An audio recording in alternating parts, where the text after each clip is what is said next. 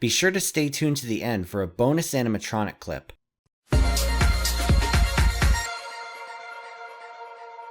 With the Five Nights at Freddy movie coming soon, I figured it was time for another animatronics video.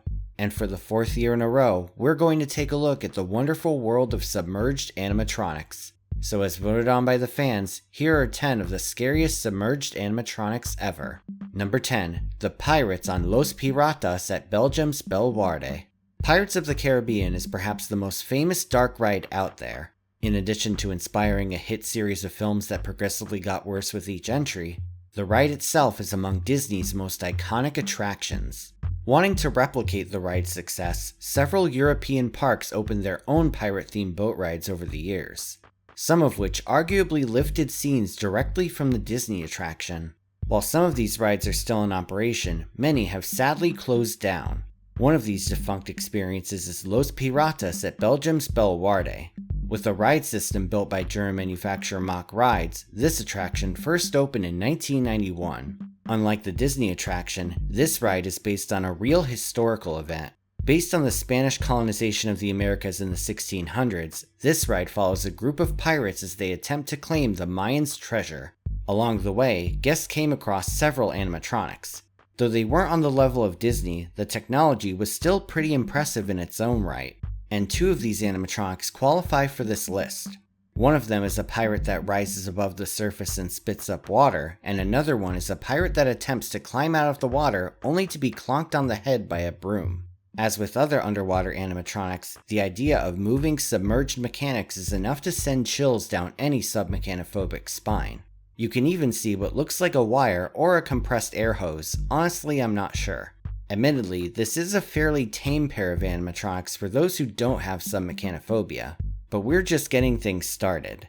Number 9. The Hippos on Jungle Cruise at various Disney parks. Just like Pirates of the Caribbean, Jungle Cruise is yet another famous Disney ride. Whether you're at Disneyland or Disney World, you're in for a relaxing, pun-filled ride experience with mock wildlife. This ride has several iconic moments. Who could forget the bathing pool of the Indian elephants, the irate rhinoceros, or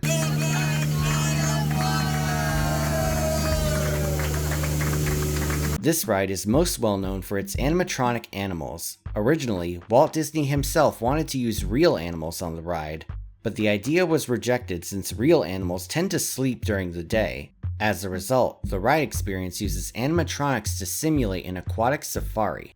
Some of these figures are even in the water itself. These animatronics alone are enough to generate some serious submechanophobia, but by far the most iconic ones are the hippopotamuses. True to reality, these hippos are extremely dangerous, and they can be found next to a decimated tour boat. These creatures serve as the ride's antagonists, attempting to attack the boat.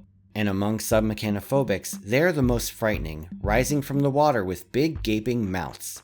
Under the surface, a mechanism raises and lowers the hippos, and the thought of being trapped underneath can serve as instant nightmare fuel. Just add water.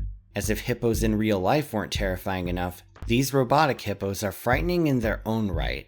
Number 8. The Pirate Skeleton at Florida's Magic Kingdom. In addition to Jungle Cruise and Pirates of the Caribbean, the Magic Kingdom's Adventureland has plenty of fun things to do. One of the lesser discussed things to do is an interactive scavenger hunt named A Pirate's Adventure.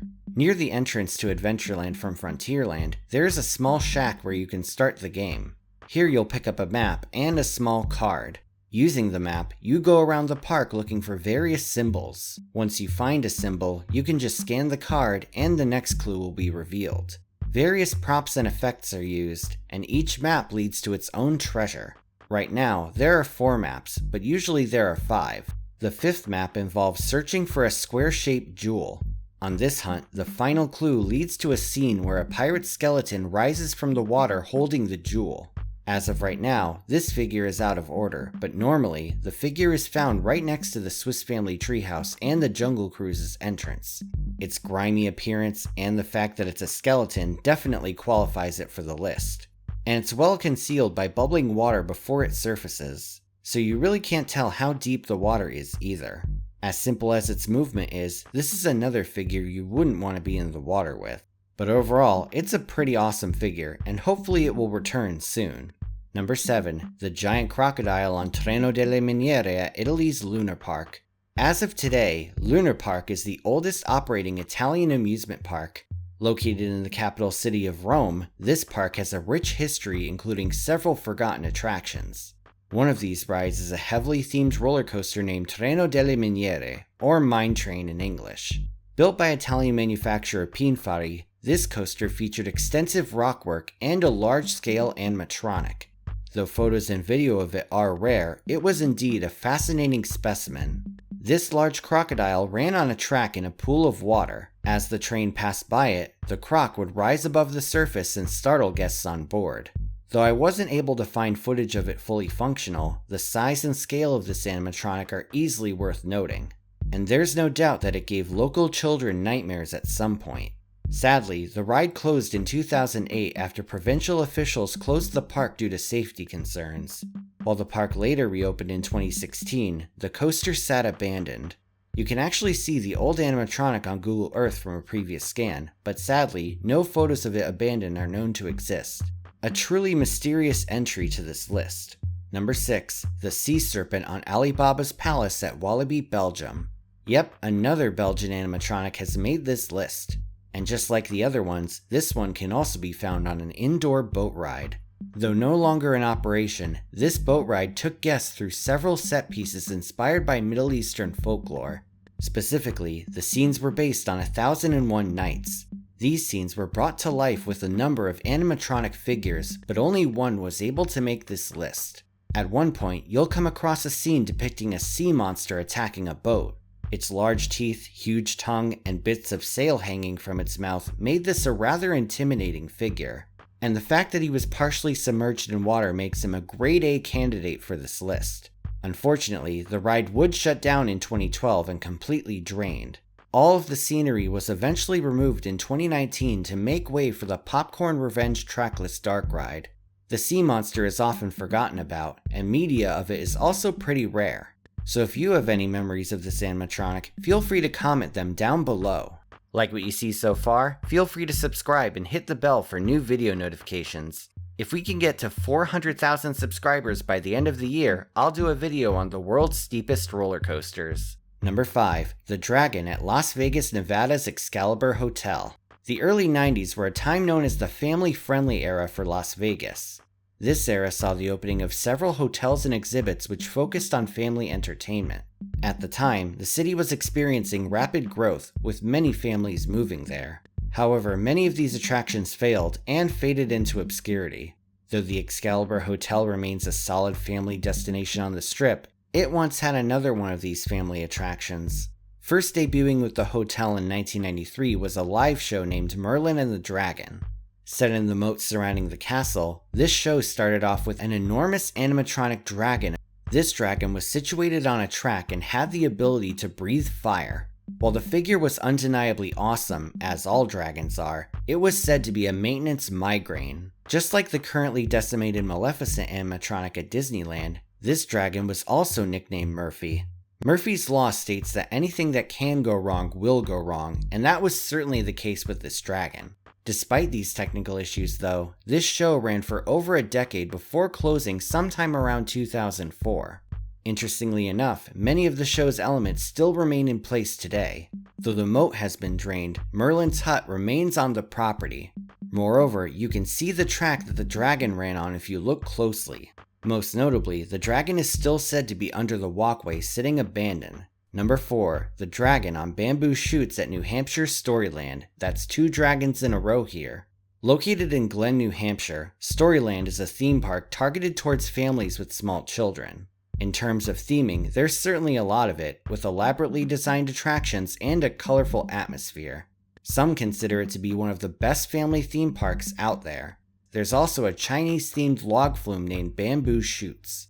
A while back, this attraction featured a submerged dragon animatronic that sprayed water. In the 90s, this figure was pretty unsettling. There's something about the eyes that gives the dragon an unnerving appearance, though the vintage look of the video doesn't really help either. Later on, the eyes were changed, and while I personally find him adorable, many park fans said they were terrified of him as children. Eventually, the dragon was moved to dry land, most likely to make maintenance easier. Number 3. Carrot Tooth from the studio tour at California's Universal Studios Hollywood. For almost half a century, Universal's famous studio tours featured a segment based on Steven Spielberg's Jaws. Today, this part of the tour features a shark animatronic that rises from the water and appears to defy gravity by popping a wheelie with his tail fin. Many submechanophobics already find this unsettling, but originally, the design was a lot more nightmare-inducing. Upon the construction of this segment, Universal officials requested that the shark should have big teeth like the one on the Jaws movie poster.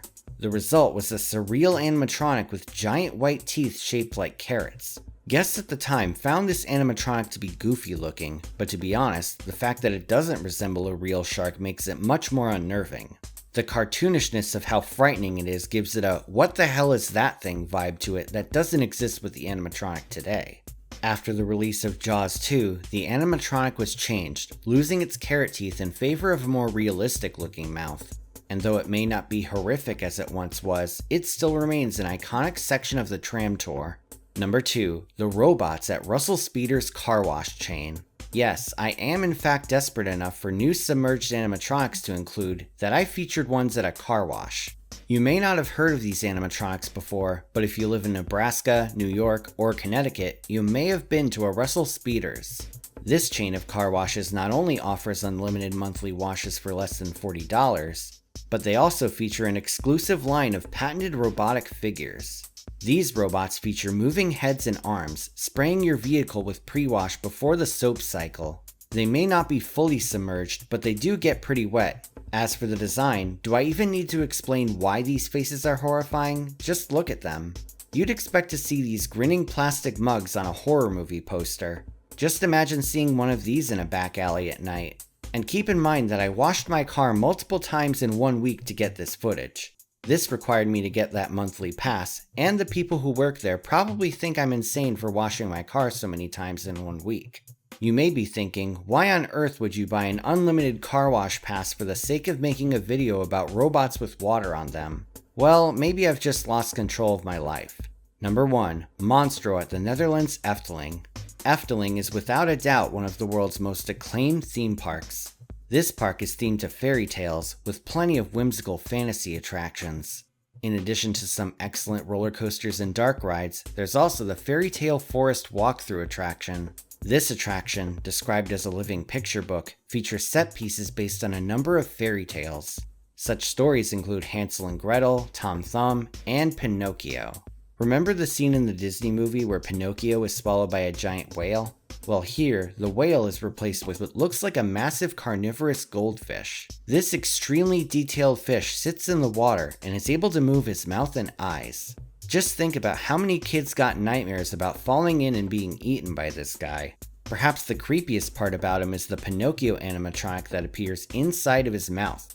Consider that a nightmare booster. In all honesty though, despite the voters declaring him the scariest of the list, I personally find this animatronic more awesome than scary. Efteling did an outstanding job with Monstro's design, and they've certainly earned their glowing reputation. Think about how much time and effort went into getting this animatronic, and the others on this list, to work. Engineering an animatronic is already impressive enough, but to get one working in water is an even more arduous task. And for that, you really have to give the engineers and designers major credit. Now for the bonus clip. Recently I visited the Magic Kingdom to get some footage that you saw for the Jungle Cruise segment. While I was there, I visited the Country Bear Jamboree for the hell of it. The audience there was super into the show, and to my surprise, they cheered Big Al like he had just won the Super Bowl or something. Wow. Clearly he has a major fan base. Now it's time for the comment shoutout program. This is where I take 5 random comments from my previous video and read them out. These comments come from my video on the top 10 tallest drop towers. Fox on a Roller Coaster says, Voltrum is close to me, very close. I experienced a lot of fun time and Intamin towers. I can agree that this drop is very, very intense. For whatever reason, it's a lot more intense than Highlander, to be honest, the most intense I've ridden. The open restraints help a lot here. I've ridden this tower close to 70 times now, and the ejector airtime is still amazing and feels like a camelback on Expedition G-Force. One very important record holder has to be mentioned here as well, Hangover. It's the tallest portable gyro drop tower with 85 meters or 190 feet. Made by Funtime. Side note, I somehow think that the standard sitting towers are more intense when it comes to airtime compared to the ones with tilting seats.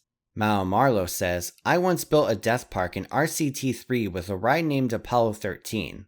It was a drop tower that launched people at max speed and I built it at the smallest height possible. Yeah, you can guess all the damages I caused in my park. Tyler Glander says, as always, a great video that you have uploaded. Keep it up. Thanks, Tyler. James Keating says, my baby daughter and I love watching your videos. She especially likes your theme music. I can't wait until she's tall enough to ride with us. Thank you again for another great video and keep up the good work. Thanks, James. And Travel the Caribbean 2009 says, I've always loved drop towers. Whenever me and my family goes to Kings Island, I've always done the drop tower. This has been an excellent video, perfectly narrated, and great shots of the drop tower. Thanks for the video, and thank you for the comment. Thank you all so much, and if you want to support me on Patreon, you can do so once again at the link in the description. Thanks for watching, everyone. Feel free to like, share, and subscribe. If you want to follow me on social media, you can check out the links I put in the description. This is Theme Park Crazy, and I'll see you all next time.